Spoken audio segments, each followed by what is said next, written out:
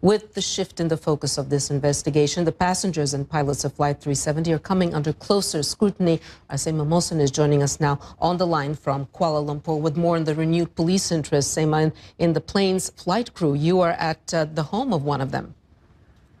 Yeah, well, it's actually, we've just left the pilot and co-pilot's homes. They both live in the suburbs of Kuala Lumpur. Let me tell you about the pilot first. Captain Zahari, a 53-year-old man, married to a wife, Pfizer, with 3 children. They lived apparently with the youngest one, a daughter in her 20s. They had 2 older sons and a grandchild. And earlier I spoke to a very close friend of his, a friend he met through projects he works in social activism on the environment, helping children in the community. By all accounts, this is a man who very much cared for his community, who cared for his family. There have been questions raised during the week, of course, Relitza, when we saw that footage from YouTube that he had uploaded himself of a flight simulator in his house. I asked his friend about that. He said, listen, this is just about his passion for flying. He really enjoyed it, and he used to set himself challenges to see how he could deal with the flight in extraordinary circumstances. A poignant moment while I was speaking to him about the fact that this pilot was dedicated to his duty, flying passengers around the world, and wanted to put himself to the test, and said once to his friend, do you know what? Flying in real life is so much easier and so much smoother.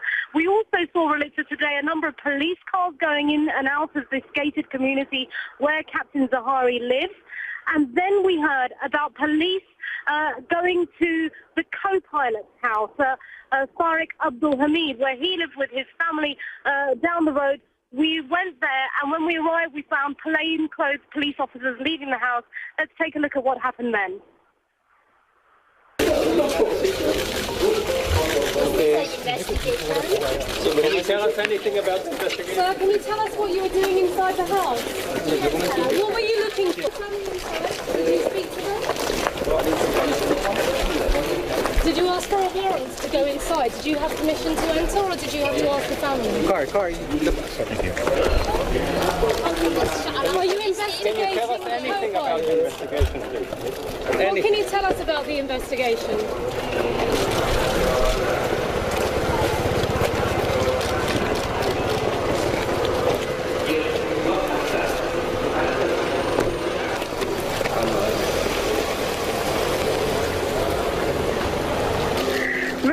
The no comment was all they would reply with. They had small shopping bags, what appeared to be, in their hands. We're not sure what they took away.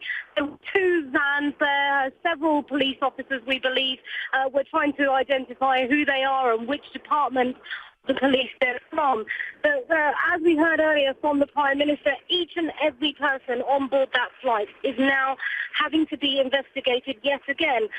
Not to say that they know anything untoward has happened or that they have any suspicions raised, but they are going to have to go through everyone and their background with a fine tooth comb now. It's 1 week on. People are looking for answers, not just of the families and loved ones of those on board, but there is a real sense here in Kuala Lumpur that Malaysians want to know what happened to their national flag carrier, what happened to flight MH370. Relitza?